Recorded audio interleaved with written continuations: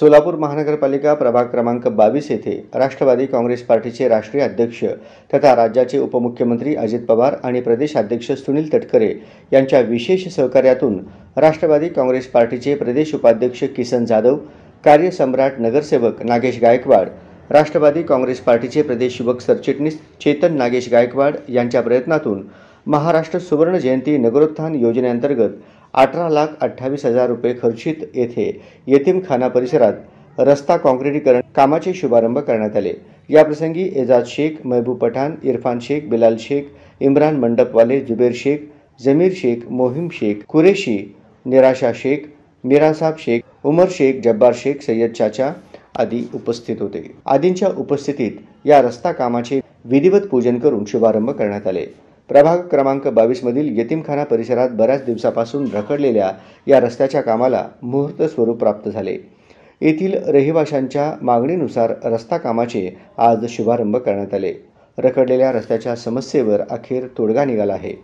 पावसाळ्यात साचणारे पाणी, चिखल, खड्डे आणि वाहनधारकांचे अपघात यामुळे त्रस्त असलेल्या नागरिकांना आता दिलासा मिळणार आहे। विकास कामांमध्ये गुणवत्ता हा सर्वोच्च निकष असावा। ठेकेदारांनी कोणतीही तडजोड न करता वेळेत आणि दर्जेदार काम पूर्ण करावे, असा सल्ला देखील यावेळी ठेकेदारांना राष्ट्रवादी काँग्रेस पार्टीचे प्रदेश उपाध्यक्ष किसन जाधव यांनी या शुभारंभ प्रसंगी दिले। अजितदादा आणि खासदार तटकरे साहेब या दोहांच्याही माध्यमातून आणि सोलापूर महानगरपालिकेच्या सहकार्यातून आज प्रत्यक्ष रूपात 18,28,000 रुपयाच्या रकमेचं तरतूद या ठिकाणी या रस्त्यासाठी केलं आणि प्रत्यक्ष रूपात आज या रस्त्याच्या कामाचा शुभारंभ या ठिकाणी होत आहे।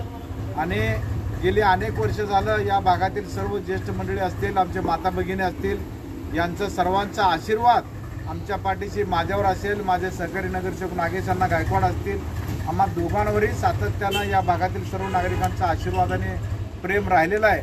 पुढील काळात देखील असंच आशीर्वाद आणि प्रेम आपलं आमच्या पाठीशी राहावं अशी आशा व्यक्त करतो।